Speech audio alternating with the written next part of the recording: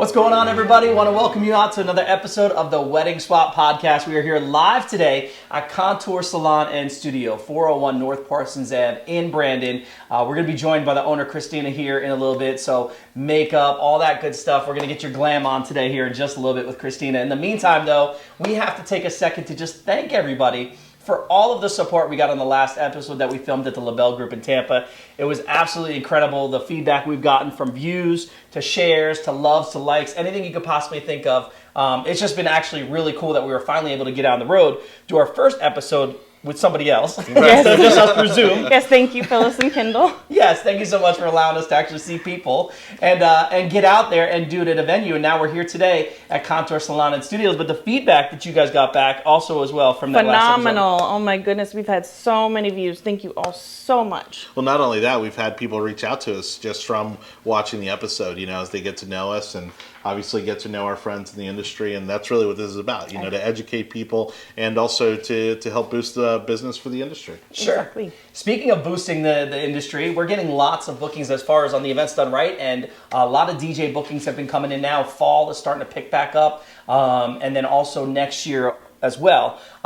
Selecting your vendors, though, we've talked about this many times before. It's one of the hardest things that you're going to be doing through your whole process. You're going to have a lot of anxiety and everything else that's going through your mind, but making sure you're selecting that vendor. And every vendor is different for every bride and groom. So that's why you just have to go through the process, and you have to be careful. Am I right? Absolutely, yes. There are a lot of people out there right now that are losing their business because COVID. There's a lot going on right now, and people are struggling. They're trying to make it. So check on your vendors. Check your vendors out. Make sure they're still in business. Call them, email them, get a response. Yeah, because again, we don't know, right, what the circumstances might have been. Some, people have been moving across the country, Yes. And again, businesses are merging, businesses are closing, and so it's never too early to check in on your vendors and obviously, start to make plans in case you aren't able to get a hold of some of them. But also understand that, as we are experiencing, there's a lot of rescheduling going on right now. Of course. Everybody's kind of in a scramble still as we continue to work around all the restrictions. But keep tabs over the next few months with all your vendors. Yeah, and I don't know if you know, but Courtney she's the owner of Mason and Magnolia Events, but she also is the head honcho with Tampa Wedding Swap, which a lot of couples out there know about Tampa Wedding Swap, as well as the vendors. And what Courtney sees from time to time running the group is she gets all the negative feedback, all the positive feedback. She gets any kind of feedback you can think of, she's getting it. So you've had issues in the past and almost most recently with some of the vendors who maybe are taking deposits or taking even balances and not being able to work those events. Some of them are requiring to be paid in full and just gone, ghosting, emails gone, websites gone. So definitely check on your vendors. Reviews aren't necessarily everything. Some websites will remove them if the vendor complains, and they'll take them down. I've had that happen, and it kind of sucks. Well, and the other thing is again, because we're not completely out of this yet, if you are having to pay in full or putting down a large deposit that you want to make sure you get back in case of anything, make sure you're reading those contracts pretty thoroughly. Have a few people look at them, or an attorney if you're able to get one. But that's also going to be something that has already become an issue because we were seeing that there are, unfortunately, some vendors who have been unwilling to return refunds because there isn't a clause for something like a global pandemic in their contract. Yep. Yeah, and from a company standpoint, I will just tell you that, like Johnny was just saying, you're not ready. Nobody was ready for what just transpired. Let's just be honest with one another. Whether you're a couple that's looking to hire out a vendor, or you work at a Dunkin' Donuts, or you're a photographer. Exactly. Nobody was ready for what transpired. So it's important that you're doing that research prior to booking them out. And as far as having a plan B, Johnny, is there something along the lines of a plan B maybe that should be in place after you select your vendors? Well, I think even regardless of what's going on right now with the quarantine and the coronavirus, for any event, you want to make sure you think about, okay, if it's going to rain outside, Right. what are we going to do? Exactly. What's our plan B, right? If my photographer doesn't show up, do I have a relative that maybe can step in? And unfortunately, again, given how fluid these situations are right now, I think it's really important to have that plan B. There are going to be obviously some cases where it would be incredibly difficult to replace, let's say, a caterer. Yes. Yeah. But again, maybe it's having something on call, maybe something that you feel that maybe in an hour or two they can drum something up in case something happens with catering. These are good precautions regardless of the coronavirus. But certainly right now, again, as things are very fluid, people again are rescheduling, double scheduling. Exactly. It's going to be pretty crazy over the next few months, probably through to the end of the year. And so definitely have a plan B, not only for your entire day, but for your vendors as well. And that's a great point that you made, Johnny, because we actually get asked that question several times when brides are inquiring about booking our DJ services. They say, what happens if your DJ gets sick or something along those lines? So it's not a bad question to ask your vendors, hey, what's the plan in place if, God forbid you get in a car accident on the way to my wedding or Anything something could happens. happen. You should always ask a vendor what their plan B is as well, too, just so you know, so you can have some comfort. And the last thing I want to say, too, is, just jumping on what both Johnny and Courtney said is, I call it post-research. I feel like, okay, you've done your job, you did all your research prior to hiring out your vendors, whatever it was.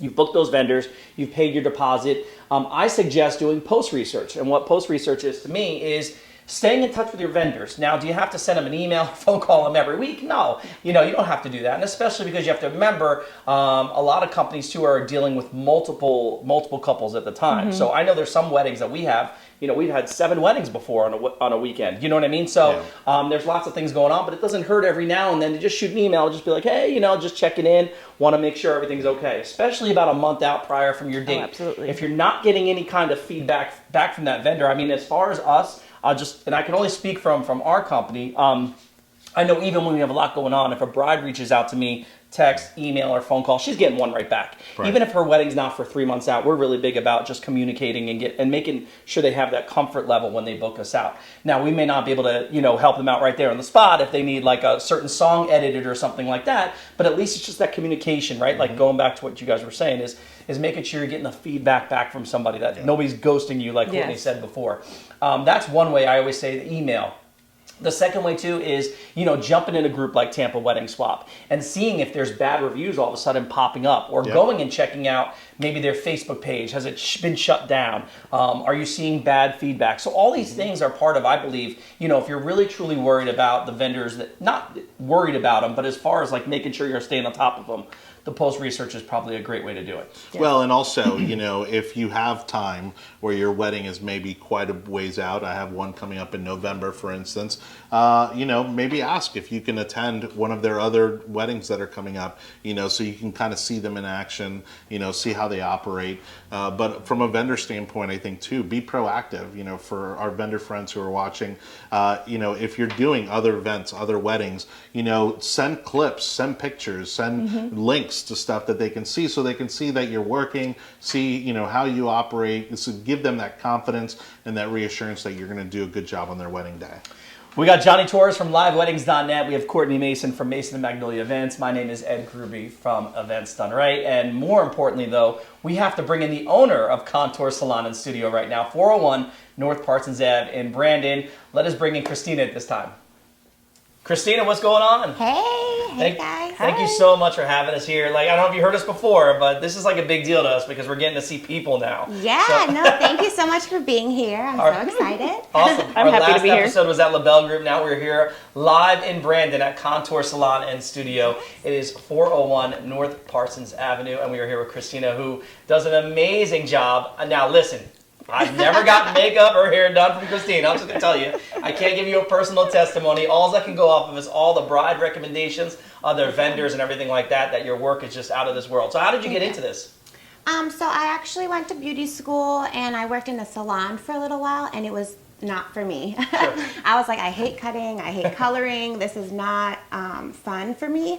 And so I was really just had to like sit and think about what is it that I want to do, what would give me purpose and make me feel like I'm using my license for something that I enjoy doing, and that was bridal. I just decided it's so fun to be part of like somebody's special day, and not only bridal but quinceañeras and just all of the special occasions, people's life celebrations. It's fun to get to be part of that. So. And how long have you had your own studio here? I have been here for 2 years now. Ooh. Yes. Popping bottles. I've been here many times. Oh, are you? After all Okay. this COVID stuff, that's like first thing on our list for sure. We'll be here. Partying. Well, you know what's funny? We just real quick, just not to cut you off, but we've said it before that we need liquor somehow. We need to involve some alcohol into these wedding swap Mimosas. podcasts. Bartenders. Brides love mimosas, y'all.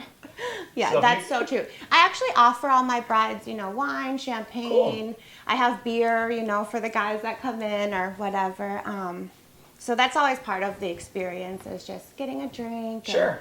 And enjoying it with your girlfriends. I love when brides come in with like their mom or their sister. I or brought their my best mom. friends. Yeah. I know you've come in with your mom a lot.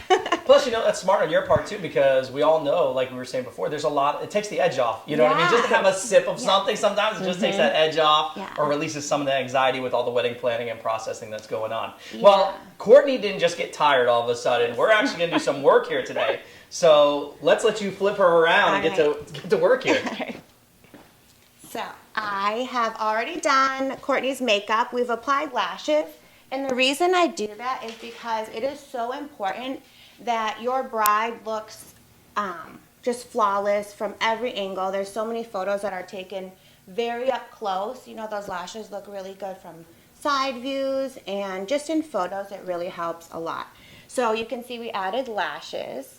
And these are just pretty simple. We have a lot of different styles where they can go big and bold and dramatic, or just very simple.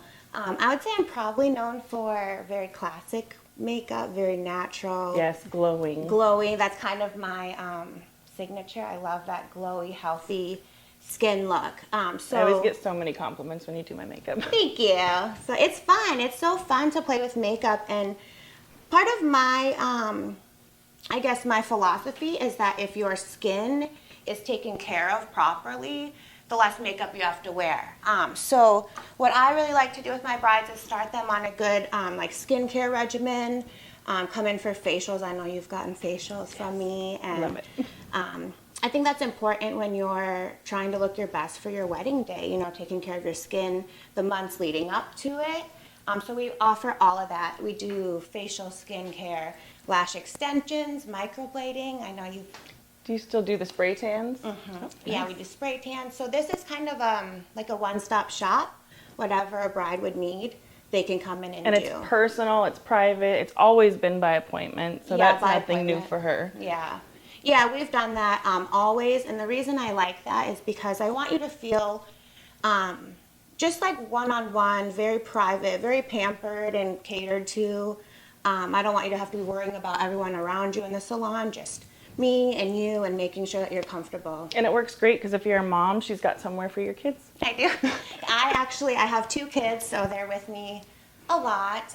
So I have a room for them. Sometimes their babysitter comes up and brings them up to mommy's work. So that's fun. So what kind of things should brides be asking when they come to you, like about makeup, trials? How far out in advance do we need to be booking? So we actually have been booking. This year has been very different, obviously. So we're actually booking a lot for next year. So that kind of throws off, usually people may book like 4 or 5 months in advance. We want to get on top of your vendors now. Yeah, I see girls asking for like next month and things like that, and they're That scrambling. happens. Sometimes I'll get a call like, are you available, Saturday? I'm like, well, we have 3 other weddings, but we can try to get you in. I have a big team of girls, so we can accommodate pretty much any size party. Yeah. But I would say try to book within 8 months of your wedding, I would say. That sounds just to be safe. reasonable. Get your trial, get your Yes. engagement photos done when you do the trial. That way you can see them on film first, Yes, right? and I always suggest that. I always say, do your trial when you're doing a party or your bachelorette party or somewhere where you can, wear it out all night, take photos of it, see, your friends' reactions and everything. Cool. Yeah, so I'm just going to do a lipstick on you. Lipstick is so important because on film, you really want to be able to see your lips And And I have no lips. you have lips. They're barely there. Okay, so open. One thing you want to make sure is that your artist is sanitary. You don't want them to be using lip brushes on you that they're using on everyone else. Things like that are kind of red flags. Sanitation of the makeup, all of that. If your artist is messy, if your artist has dirty makeup, that's something that I would say is a red flag. Things like this lip brush, they can be sterilized in between each person. Open a little wider. So that's important. Another thing I would say is make sure that your artist is licensed and insured, because that's going to protect you from anything that could potentially go wrong. All of my artists are covered under my insurance, under my salon insurance. Okay, I'm just going to do. And do you stay until the bride walks out for finishing touches? Usually I leave when the photographers come. By the time the photographers are there, we are finished and everybody's ready. Ready for camera. And You can pay for an additional service to have us stay, or if you want touch-ups or you want to change your hair in between or something like that, we can always do that. But I think you look beautiful. thank you. I'll show you a mirror, actually. You can turn around and see yourself. Let's see. Oh, yes. I love this color. It's I very love pretty. that dark lip on you. And then we're just going to finish curling our hair. You can see we've already curled most of it. Another thing about your artist is you want to make sure that they're pretty fast and efficient.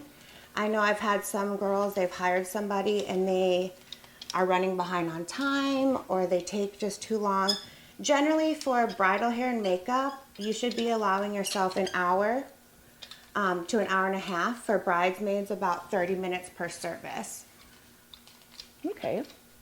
Yeah, just a general kind of guideline. And you are also filming elsewhere. Tell me all about that. So we are working on a Yep, two. So we're working on a pilot for a reality show in the Tampa Bay area. And the goal of that is just kind of to showcase entrepreneurs. And this is the city for entrepreneurs. We have the highest success rate of entrepreneurs, and specifically women entrepreneurs here in Tampa Bay. So if you want to follow us on that, just kind of stay in touch. Contour Salon and Studio. Yeah, thank you guys. And voila, there you have it. Yay! Now I'm next, so I don't know what we're going to do here. I'm ready for you. No, Christina, we want to thank you so much for having us out thank here you. today and being able to film the Wedding Swap podcast. Again, make sure you're checking them out. Contour Salon and Studio, 401 North Parsons Ave in Brandon. You heard Christina say it herself. She's booking up, ladies. So even if you're thinking, just even the thought is crossing your head of like, hey, probably need to get my makeup trials done and everything like that, reach out to Christina today so we can get that book for you. Fabulous. Thank you so much. much. Thank you again for having us out here, and we'll be here for the grand opening with the Yes, the that's liquor. going to be so fun. We'll be here for the I want party. like all my former brides and future brides, Heck yeah. all Yes. my frienders there. Let's So. It's kind of a do it big up. block party out Yes. there. Let's do it up. I'm ready. All right, me too. All right, thanks again for having us. All right, you. for myself, I'm Ed from Events Done Right. We provide DJ services, lighting, photo booth, anything you need. You can definitely reach out to us for your entertainment. We also have Courtney Mason from Mason and Magnolia Events. So if you need the planning and the decorating done, and getting ready to open a venue, right? Yes, we're working on it. Getting Slowly but closer. surely. Slowly but surely. They're almost there, okay? And last but not least, of course, we can't thank Johnny Torres from liveweddings.net. If you need your ceremony streamed, your cocktail hour, your reception, anything you need streamed, Johnny can do that for you, okay? So once again, thank you for checking out another episode of the Wedding Swap podcast. Christina, thanks Thank again. you. Yes, And we'll thank see you in the next one.